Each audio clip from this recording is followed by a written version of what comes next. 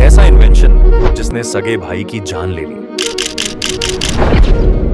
जिसने पड़ोस की बिल्डिंग हिला दी और जिसने इसके इन्वेंटर को जीते जी मौत का सौदागर यानी मर्चेंट ऑफ डेथ बना दिया।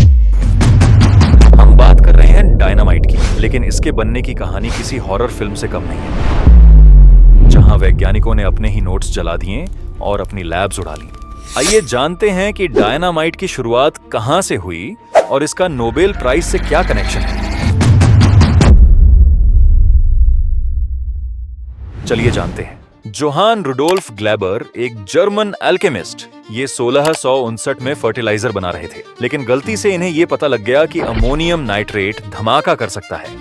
अमोनियम नाइट्रेट अपने आप में ज्वलनशील नहीं होता, लेकिन अगर आग लगाई जाए तो ये धमाका जरूर करेगा। और कितना बड़ा धमाका कर सकता है इसका अंदाजा आप इस बात से लगाइए, 2020 में लेबनान के बेरूट में जो धमाका हुआ था वो इसी अमोनियम नाइट्रेट का था, जिसमें 4000 लोग घायल और 135 लोग मारे गए थे। इस धमाके का जो मलबा था उसके टुकड़े 150 किलोमीटर की दूरी तक जाके गिरे थे।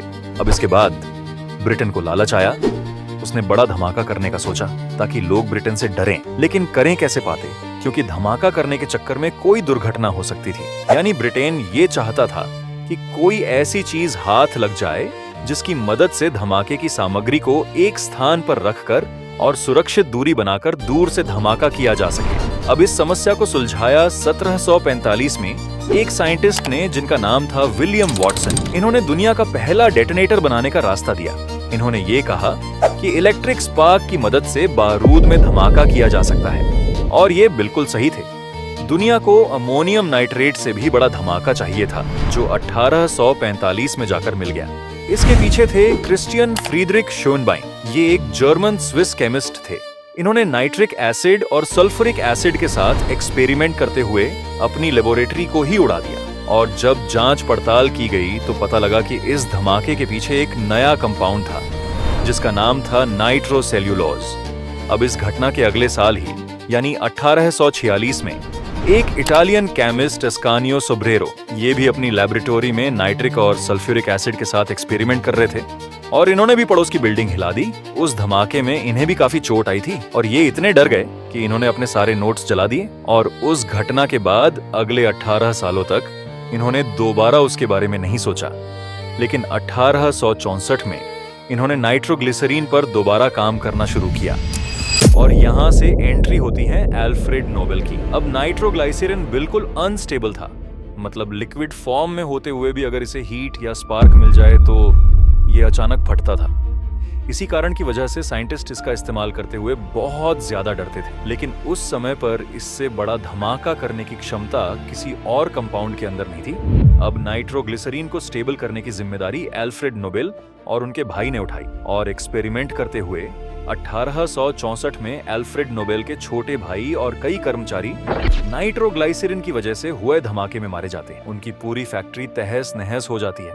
अपने भाई की मौत से दुखी अल्फ्रेड नोबेल नाइट्रोग्लिसरीन को स्टेबल करने का प्रण लेते हैं और सिलिका के साथ मिलाकर अपना काम पूरा कर देते हैं, और दुनिया को मिलता है डायनामाइट। हर जगह डायनामाइट का इस्तेमाल हो रहा था, पहाड़ तोड़ने में, जमीन खोदने में, और उस जगह भी जहां अल्फ्रेड नोबेल ने कभी सोचा भी नहीं था, यानी जंग के मैदान में।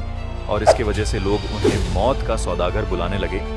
इस चीज ने अल्फ्रेड नोबेल को इतना डिस्टर्ब कर दिया, जिसके कारण उनकी सेहत लगातार गिरती ही चली गई, और उन्होंने अपना एक वसीयतनामा बनवाया और उसमें लिखा कि डायनामाइट से अर्जित मेरी सारी धन दौलत को सेफ सिक्योरिटीज में इन्वेस्ट कर दो, और वहां से मिलने वाले इंटरेस्ट यानी ब्याज से उन साइंटिस्ट्स को रिवॉर्ड दो जो साइंस के क्षेत्र में दिन रात मेहनत करके लोगों के जीवन को और बेहतर बनाने का प्रयास कर रहे हैं। इसीलिए साइंस के अलावा लिटरेचर और पीस के लिए भी नोबेल प्राइज दिया जाता है, और यहाँ से शुरुआत हुई नोबेल फाउंडेशन की। नोबेल प्राइज के बारे में जानने के लिए ये वीडियो देखें, और ऐसे ही साइंस से जुड़ी हर चीज को समझने के लिए सब्सक्राइब करें।